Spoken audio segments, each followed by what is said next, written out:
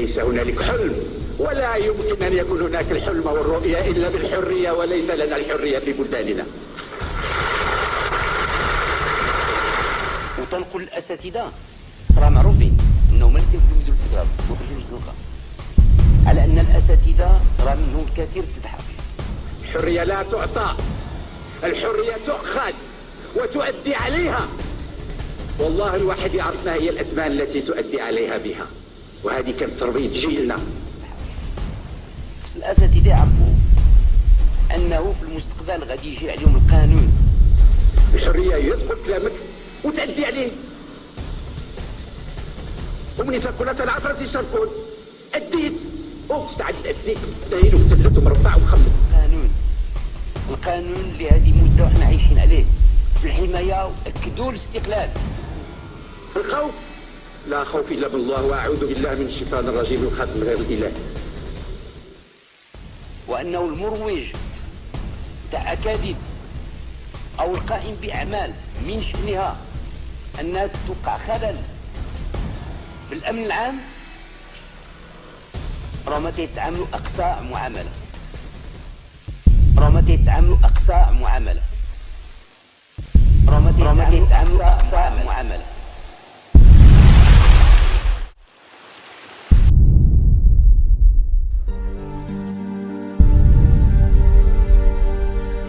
على مدى 38 سنة من الحكم المطلق، بنى الحسن الثاني جدارا من الإسمنت بينه وبين المفكرين الراديكاليين والمثقفين المعارضين له.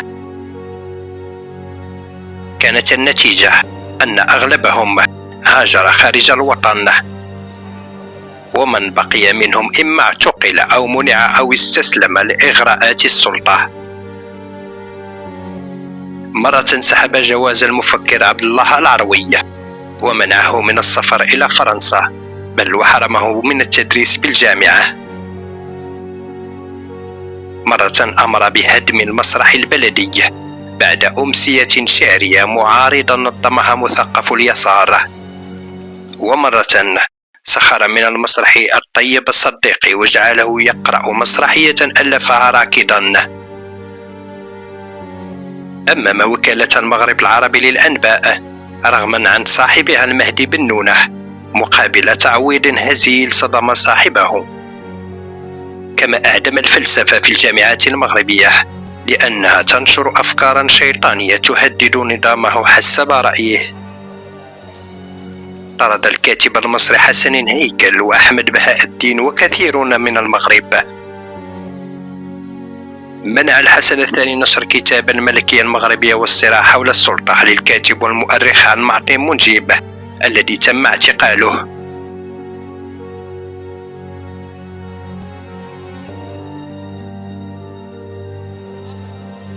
وبسبب محاضرة طرد محمد اليازغي من عمله في وزارة المالية، وحرض وزيره الطيب الشكيلي على الرد على ما جاء به السوسيولوجي الراحل محمد قسوس.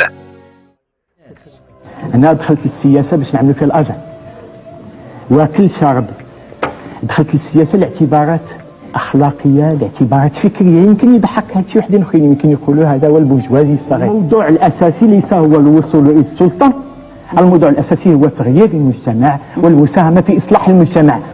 الأغلبية الطبيعية تكون ملتزمة بقضايا الإصلاح وقضايا التغيير، ويكون همها الأول والأساسي والأخير هو الإصلاح والتغيير في مختلف الميادين الاقتصادية والاجتماعية والسياسية والثقافية. تربى الحسن الثاني في بيت أب عالم المستقبليات المهدي المنجرة بإفران، لكن ذلك لم يشفع للعالم الابن في أن يسلم من غضبات الملك.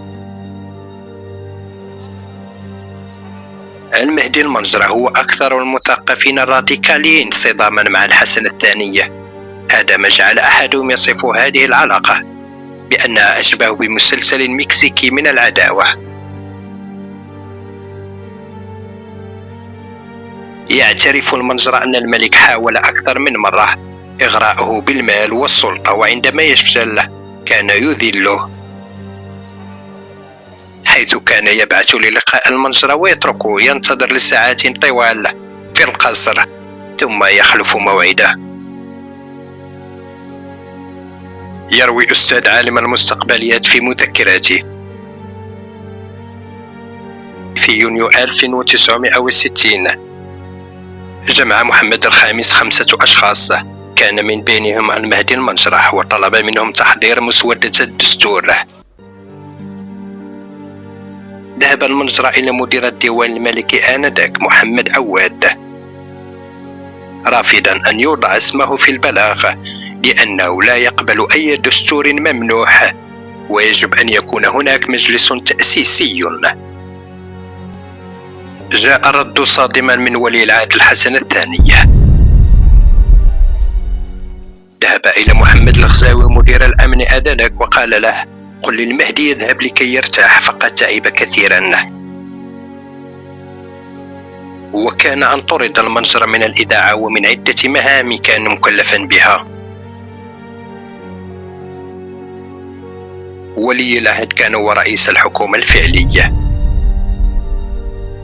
بعد مرور سنوات طلب من المنجر بعدها العودة إلى الإذاعة الوطنية التي كان مديرها وأحد مؤسسيها، فرفض، وغادر المغرب للالتحاق بمنظمة اليونسكو.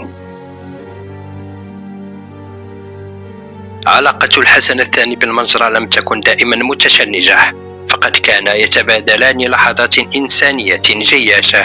فقد حدث مرة أن التقى في القصر ليستشيره في بعض الأشياء المرتبطة بولي العهد محمد السادس. يقول المنجر في مذكراته: قال لي كلمة واحدة لم يسمعها مني أي شخص في حياتي: طلبتك كأب. وحدثني عن أمور تتعلق بابنه. ذلك اللقاء كان شخصيا.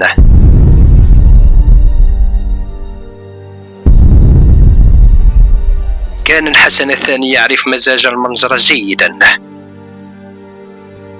عاش جزءا من حياته في بيت المنجر الأب بإفران، وهو المنزل الذي كان الأول من نوعه في مدينة الثلوج.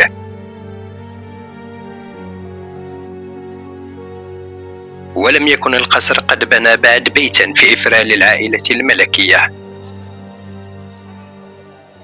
وجرى مرة أنه في إفران التفت الحسن الثاني إلى وزيره في الداخلية والمخابرات إدريس البصري مشيرا إلى بيت المنجر، وقال له: في هذا البيت تربيت.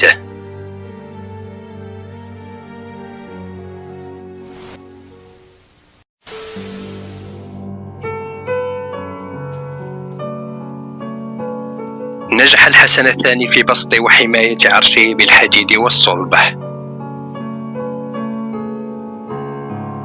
ونجح المنجر في صيانة استقلاليته من الخنوع والانبطاح للسلطة، فعاش ومات الاثنين كبارا نذكرهم ليوم في زمن آخر، زمن قل فيه الكبار.